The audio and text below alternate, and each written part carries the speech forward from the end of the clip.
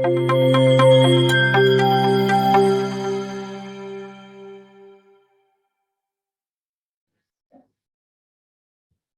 Assalamualaikum warahmatullahi wabarakatuh. Kita ketemu di kuliah topik 11 ya. Di topik 11 ini kita akan membahas tentang konsep algoritma yang sangat penting ya, namanya algoritma klasifikasi ya, dengan metode naive Bayes ya. Ini terapannya sangat luas. Selain kita pakai untuk simulasi juga bisa ya di konsep simulasi pemodelan. Biasanya banyak juga digunakan pada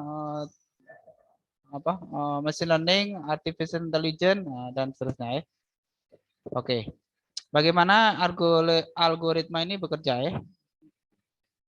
Ada slide-nya nih, silakan di-download, linknya ada di e-learning ya. Jadi kalau konsepnya simple ya, naive Bayes classifier. Jadi ini adalah algoritma klasifikasi ya. Jadi untuk mengelompokkan data gitu ya. Merupakan salah satu metode pengklasifikasi dengan mendasarkan pada teori peluang ya, atau probabilitas ya. Jadi terapan teori Bayes ini dengan asumsi antar variabel penjelas saling bebas. Jadi antar variabel yang kita pakai untuk klasifikasi itu saling bebas ya. Algoritma ini memanfaatkan metode probabilitas dan statistik yang ditemukan oleh ilmuwan Inggris namanya Thomas Bayes. Jadi nama ilmuwannya Thomas Bayes ya. Nggak tahu kenapa jadi naive Bayes itu. Yaitu memprediksi probabilitas di masa depan berdasarkan pengalaman di masa sebelumnya ya. Jadi masa sebelumnya itu pengalaman sebelumnya berarti data ya, data yang kita punya. Kalau di machine learning namanya data trainer ya. Kita ada data trainer, maka kita bisa memprediksi kejadian berikutnya ya berdasarkan data trainer itu. Nah, gitu konsepnya. Oke, kemudian bagaimana konsepnya ya? Dua kelompok peneliti yaitu Pentel dan Lin dan yang lain Microsoft Research memperkenalkan metode statistik Bayesian ini pada teknologi anti spam filter. Oh, jadi pertama dulu Microsoft menggunakan algoritma ini untuk mendeteksi spam ya. Jadi untuk memfilter spam gitu ya. Spam pertama yang sering mengganggu itu spam email ya, email spam. Tetapi yang membuat algoritma Bayesian filtering ini populer adalah pendekatan yang dilakukan oleh Paul Graham, dasar dari teorema naive digunakan dalam pemrograman adalah rumus Bayes berikut. Jadi rumusnya simpel seperti ini ya. Jadi peluang kejadian jika kejadian A terjadi dengan syarat B gitu ya. Itu adalah probabilitas B jika terjadi A dikalikan dengan peluang terjadinya A dibagi dengan peluang terjadinya B. Nah, begitu ya. Rumusnya simpel seperti ini ya. Nanti ada contohnya. Nah, dengan contoh itu mestinya kamu mudah memahami gitu ya. Artinya peluang kejadian A sebagai B ditentukan dari peluang B saat A, peluang A, dan peluang B. Nah gitu ya. Nah, nanti pakai contoh aja. Contoh mestinya tidak sulit tidak ya. Nah penerapannya bisa untuk klasifikasi dokumen ya. Misalnya kamu mendownload artikel di internet yang berhubungan dengan situasi bisnis misalnya gitu ya. Nah, nanti bisa diklasifikasikan apakah bisnis ditentukan oleh politik, ditentukan oleh murni ekonomi gitu ya, atau ditentukan oleh aspek yang lain misalnya gitu ya. Nah, itu bisa kita melakukan klasifikasi. Itu kalau pada contoh analisis teks misalnya ya. Jadi terapannya sangat luas, bisa untuk analisis teks, bisa juga untuk analisis grafis ya. Jadi misalnya kalau kamu pakai mesin absensi itu ya, yang deteksi wajah itu juga sebenarnya menggunakan naive Bayes ya. Jadi caranya foto wajah kamu itu dioper ke data numerik ya, pakai vektor ya. Data image-nya diubah ke vektor sehingga bisa mendeteksi posisi mata, posisi hidung misalnya gitu ya. Nanti dihitung ya, ada matrik. Nanti dari matrik tadi dihitung dengan naive Bayes ini ya, peluangnya kecocokan ya. Kalau kamu absen itu cocok dengan image yang mana, nah gitu ya. Itu juga menggunakan algoritma ini ya. Contoh kasusnya nih, misalnya terdapat atau ingin diketahui suatu objek masuk dalam kategori dipilih untuk perumahan atau tidak dengan algoritma naive Bayes. Jadi ada data tentang penjualan properti ya. Berapa peluangnya seseorang itu membeli atau tidak membeli. Nah, gitu maksudnya ya. Nah, contohnya gini, ada 4 atribut ya. Pada kasusnya ada 4 atribut. Misalnya seseorang tuh membeli properti itu pertama dilihat harganya ya, harga tanah per meternya, berapa harganya ya. Ya kalau harga kita bisa mengklasifikasi harga itu murah, sedang atau mahal, misalnya gitu ya. Ya kalau murah itu berapa per meternya. Nah, misalnya itu ya, kita bikin parameternya tentu ya. Jadi yang akan kita bahas ini pertama kalau datanya tuh istilahnya datanya non diskrit ya, datanya diskrit ya, bukan kontinu ya. Ini data diskrit ya. Jadi parameter pertama atau variabel pertama atributnya yang dipakai adalah harga tanah. Yang kedua jarak lokasi apa propertinya tadi ya dengan pusat kota. Ya. Berapa jarak tempuhnya itu ya dengan pusat kota. Kalau dihitung dari pusat kotanya misalnya gitu kan. Terus parameter yang berikutnya ada atau tidaknya angkutan umum. Nah, jadi ada nggak angkutan umum yang bisa sampai ke lokasi properti tadi misalnya. Nah, baru yang terakhir keputusan untuk memilih properti tadi ya, beli atau tidak. Nah, itu ya. Jadi ada 4 parameter ini. Nah, kalau kita ambil sampel misalnya ada data seperti ini ya.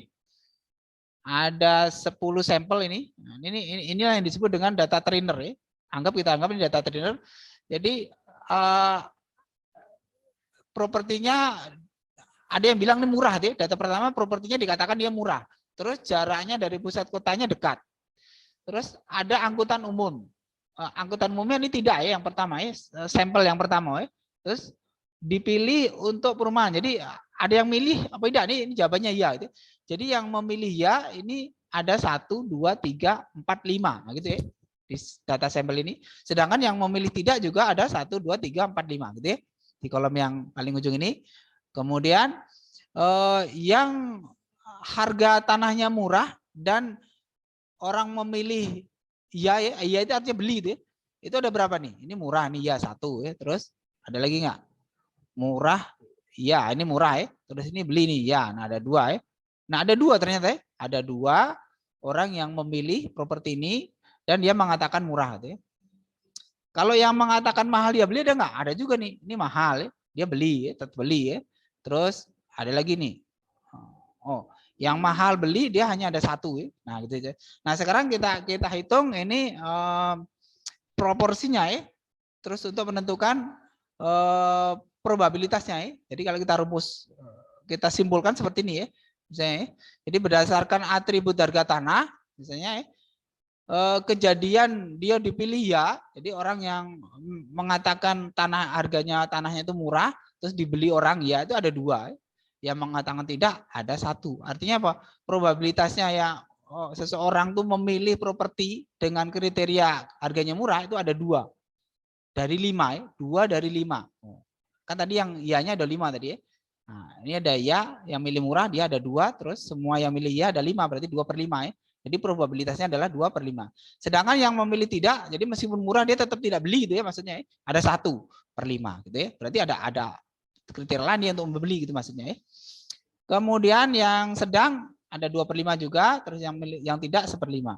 Begitu seterusnya ya. Yang mahal ini 1/5 terus jadi mahal tetap beli gitu ya. Tapi kalau yang mahal tidak beli ada 3 nih, 3/5 berarti. Nah, gitu ya. Jadi kita tabulasi seperti ini dulu datanya. Kemudian kalau kita tabulasi berdasar data jaraknya, jadi yang memilih beli ya, kalau jaraknya dekat dengan pusat kota ya, ini dekat. Ini ada 3 yang milih ya, 3 dari 5 berarti probabilitasnya adalah 3/5 gitu ya. Sedangkan kalau yang datanya tuh apa propertinya dekat dengan kota tapi kok tidak ada yang beli itu nggak ada ya. Jadi ini hampir semuanya beli berarti rata-rata. Kalau dekat itu artinya banyak yang senang gitu artinya. Nah, itu sedangkan kalau jauh kebalikannya nih. Kalau jauh itu ya berarti jarang yang mau beli gitu. Jauh dari kota jarang nih yang mau beli. Rata-rata dia tidak probabilitas tidak belinya lebih besar gitu ya maksudnya. Ini 45 nih, 4/5 nih 0 gitu ya. Nah, gitu sudah kita tabulasi berdasarkan 2 atribut, kemudian atribut berikutnya ada tidaknya angkutan ya. Jadi kalau ada angkutan kemungkinan belinya ini 1/5 ya. Ya. Ini ada angkutan ya, ada angkutan ya. Kemungkinan belinya 1/5. Kemungkinan tidak belinya 3/5. Oh gitu, malah tinggi nih ya. Ini datanya agak mungkin sampelnya kurang banyak juga bisa ya. Jadi data trainernya harus ditambah seperti ini. Kan hipotesanya harusnya kalau ada angkutan mestinya banyak yang beli ya. Probabilitasnya tinggi harusnya ya. Tapi malah yang tinggi nih. Terus kalau tidak ada angkutan, kemungkinan belinya malah tinggi malah tidak. Sedang ini rendah. Tapi tidak masalah. Anggap ini data trainernya seperti ini ya. Tidak masalah juga ya. Jadi meskipun tidak sesuai dengan logika kita karena ini data trainer yang kita dapat ya, data sampel yang kita dapat ya, nggak apa-apa ini kita pakai untuk ngitung gitu ya. Kita gunakan untuk menghitung nanti berapa probabilitas dari model yang kita dapat itu. Kemudian yang terakhir ini berarti probabilitas kemudian setiap nilai untuk atribut yang dipilih. Jadi berapa yang jawab ya, berapa yang jawab tidak ya. Tentu karena ini yang jawab ya tadi kan di data tadi ada 5 ya. Semuanya ada 10 ya. Nah, ini kan yang jawab ya ada 5, 1 2 3 4 5 ya. Terus yang jawab tidak juga ada 5, berarti probabilitasnya menjawab ya ada 5/10. Nah, semua datanya ada 10 ya. Sedangkan yang menjawab tidak juga 5/10 ya. 5/10 ya artinya setengah ya. Jadi masing-masing setengah. Untuk memutuskan memilih ya atau tidak ya. Ya itu berarti beli, tidak itu berarti tidak beli gitu ya. Nah, sekarang kita coba contoh tesnya ya, kita tes ya. Kita tes dengan sebuah data. Misalnya berdasarkan data tersebut apabila diketahui suatu daerah dengan harga tanah mahal.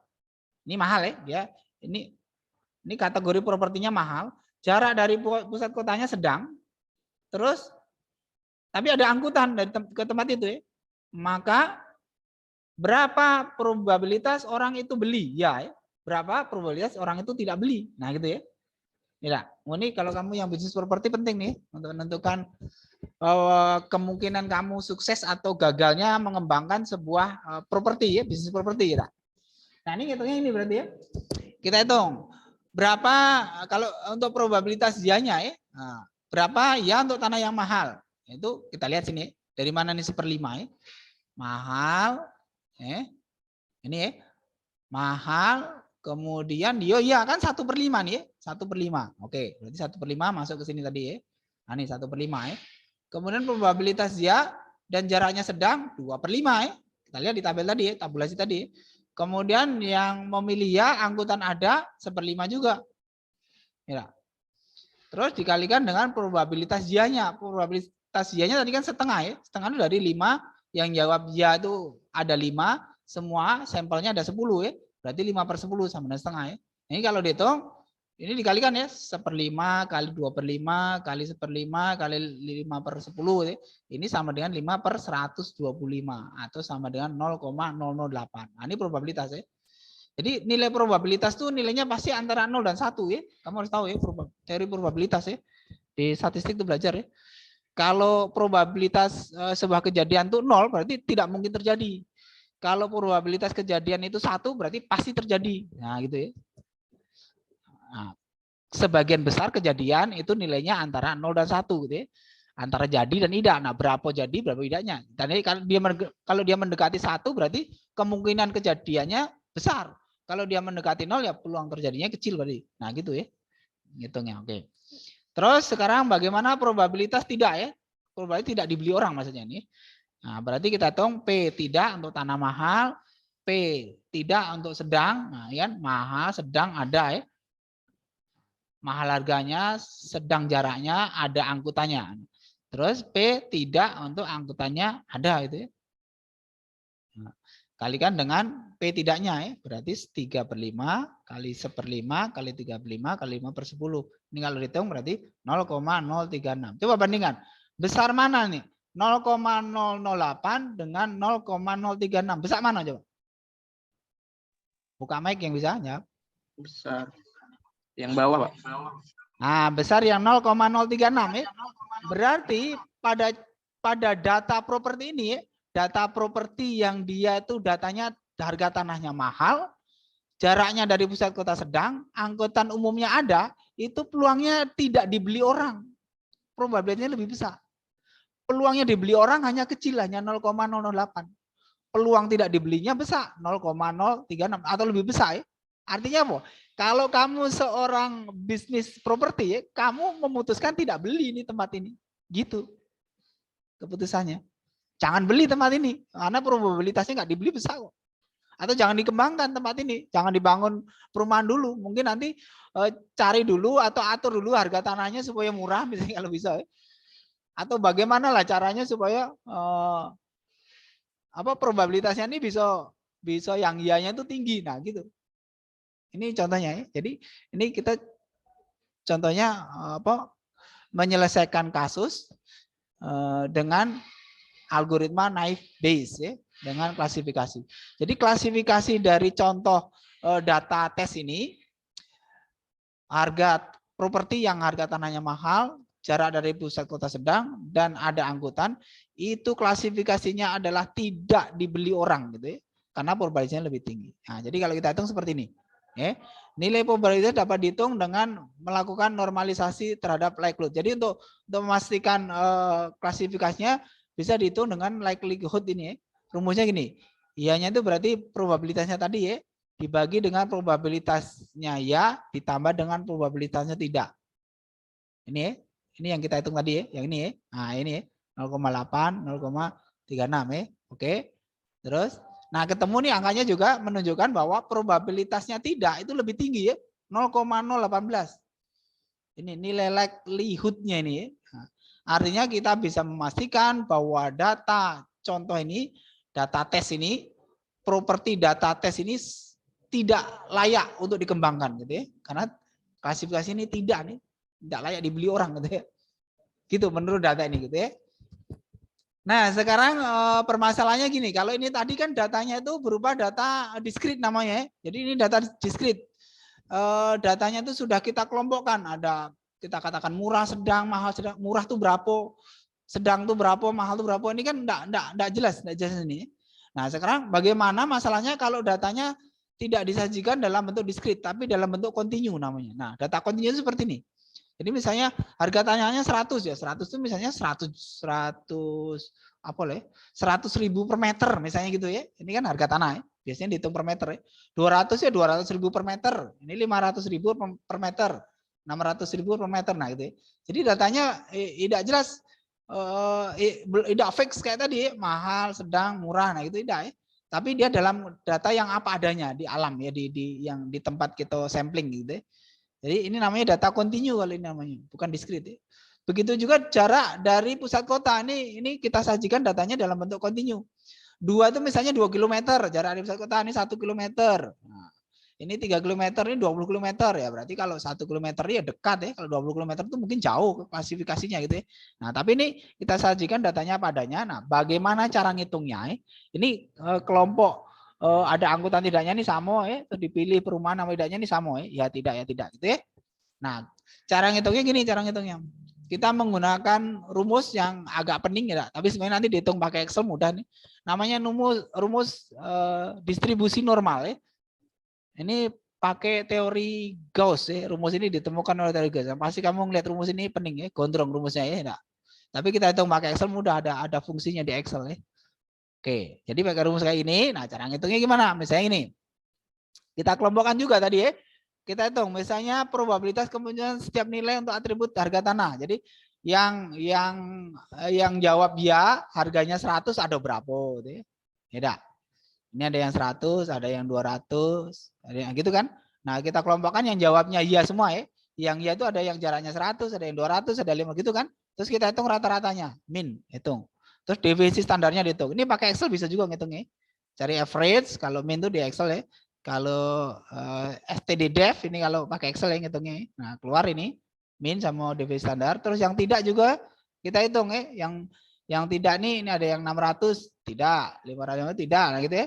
Kita hitung, oke, ketemu min sama deviasi standar.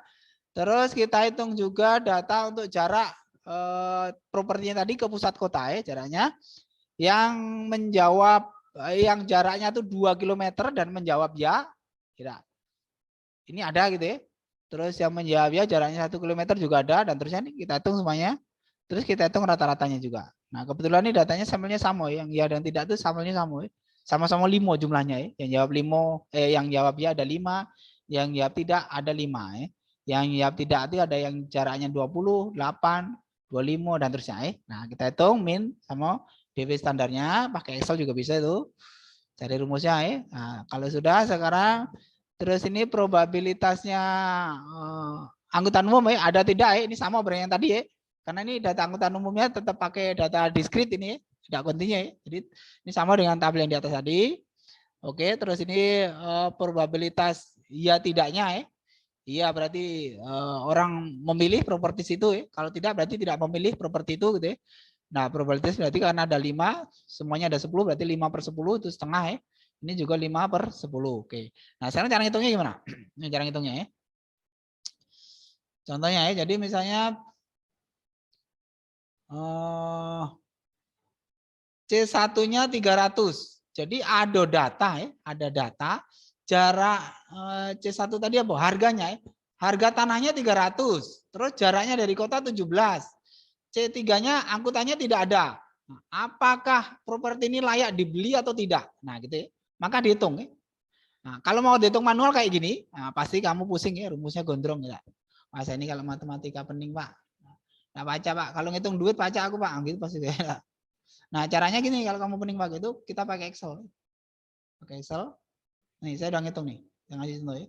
Jadi misalnya kita mau ngitung berapa distribusi normal untuk ini datanya ya. Datanya misalnya ada properti harganya 300, jaraknya dari kota 212 gitu ya. Dan terusnya nih. Oh, sorry. 317 tidak. Oh, kita ngitung yang ini ya. 300 terus 212 ini dari mana nih? 212 ini kan 300 ngitung yang ini ya. 212 ini dari mana ya? Kita lihat ya. Oh, ini nih. Nah, 212 dari minnya ya. Ini min sama dewi standar ya. Nah, min dewi standar. Nih lihat ya. Ini min, ini dewi standar. Cari tadi kalau dia apa? Yang ini ya. Nah, yang ini. Mana tadi? Nah, ini ya, min 212 kan. Dewi standarnya 2168. Jadi untuk harga tanah ya, maka min dewi standarnya ini gitu ya. Nah, ini. Nah, maka kita hitung nih. Kita hitung distribusi normal untuk 300, 212, 168. Ini min, ini dewi standar ya. Terus ininya 0. Ini 0 ya yang ujungnya. Nah, kita masukkan ke Excel tadi. Kita masukkan ke sini ya. Nah, ketemunya ini ya. Kelihatan enggak nih? Nah, saya bisa ini, saya geser atau saya hitung. Nah, ini nih rumusnya ya. Yang mana supaya kelihatan? Nah, saya geser lagi atau saya terus ini aja ya. Nah, sini aja ya. Nah, ini ya. Sorry, saya kecilkan lagi. Oke, saya kecilkan lagi biar kelihatan hasilnya. Sorry, sini. Nah, ini ya. Enggak. Ini ketemunya 0,0021 ya, dihitung manual ya. Apakah Excel ini? Sama nggak nih aku nih coba? Ngerti nggak kamu? Sama nih ya. Caranya gimana? Kan 0,00206 ya. Jadi kalau kita buat jadi 2 angka, jadi kita kering ke sini. Oh, sorry. Kebalik ya. Kita buatin. Nah, jadi 0021 kan? Ya, sama ya. Nah, ini ya, sama ya. Ini dengan ini sama ya. Ya. Nah, ini kalau pakai Excel kamu ngitungnya pakai fungsi norm dis, singkatan dari normal distribution ya, distribusi normal ya. Jadi dimasukkan datanya seperti ini. Ya, ini sampelnya, jaraknya, terus ini apa? Minnya, min yang kita hitung sebelumnya tadi, DV standarnya, terus 0,0 gitu ya. Nah, terus kita hitung semuanya nih ya, yang untuk 300 ya, 300 tidak, terus yang 17 ya, 17 tidak ya. 17 itu jaraknya dari kota tadi ya. Setelah ketemu semuanya, baru kita hitung likelihood-nya. Nah, likelihood-nya kita hitung seperti ini. Ya, untuk ya berarti 0,021 kali 0,009. Ini dihitung dari ini ya. 00, ini ya. Untuk ya ini ya. Terus dikalikan 4/5 ya. Ya. Tadi yang probabilitas apa? Ya tidaknya tadi ya. Oke, ketemu angka ini ya. Ketemu 0,000756 dan 0,0016. Nah, besar mana nih coba? Kalau kita hitung probabilitas seperti ini ketemu ini ya. 0,076. Dari likelihood-nya tadi ya. Ketemu 0,04 39 kalau dibulatkan ini 0,044 berarti ya. Untuk ianya probabilitasnya, sedangkan untuk tidaknya 0,9 sekian. Jadi jawabannya tidak. Jadi properti dengan data ini ya. Properti yang harganya 300, jarak dari kota 17, kemudian tidak ada angkutan, ini cenderung tidak dibeli orang. Tidak dibeli orang, klasifikasinya tidak. Nah, begitu. Oke, sampai sini ada pertanyaan? Udah, enggak? Pak, yang ini Pak, Yang mana? 0 tadi dari mana Pak? 0 yang mana? Rumus di Excel tadi Pak. Oh, kita lihat di Excel-nya. Ini ya, Nah, yang itu. 0 ini ujung ini ya. Kita lihat. Mm-mm. Kita lihat di Excel-nya ya. Kamu bisa ini ya. Kalau kamu ngetik sini, coba ngitung lagi coba ya. Sama dengan nom dis. Itu ya perintahnya ya. Nah, terus kamu ketik kurung buka. Nah, kumulatifnya dia. Kumulatif ini ujung 0 ya. Nah, ini berarti sudah kumulatifnya ya, kumulatifnya 0 ini. Ini hubungannya dengan tabel distribusi normal ini. Pakai aja ini sudah 0 ini. Mungkin apa konstanta nih, konstanta nih. Kumulatifnya 0. Nah, ini model distribusi normalnya kali. Untuk tahu apa Pak distribusi normal itu ada di mata kuliah statistik ya. Lebih detail di sana belajarnya. Ini kita menerapkan teori yang ada di ilmu probabilitas statistik namanya. Kamu harusnya ada mata kuliah itu. Nah, terapannya seperti ini. Bisa kita pakai untuk prediksi ya. Untuk prediksi berdasarkan klasifikasi gitu tepatnya. Jadi X itu data sampelnya ya. Tadi misalnya kita sampelnya 300 sudah min rata-ratanya yang sudah kita hitung sebelumnya, standar deviasinya sama kumulatifnya. Isi aja nih 0 berarti. Gitu, ada lagi pertanyaan?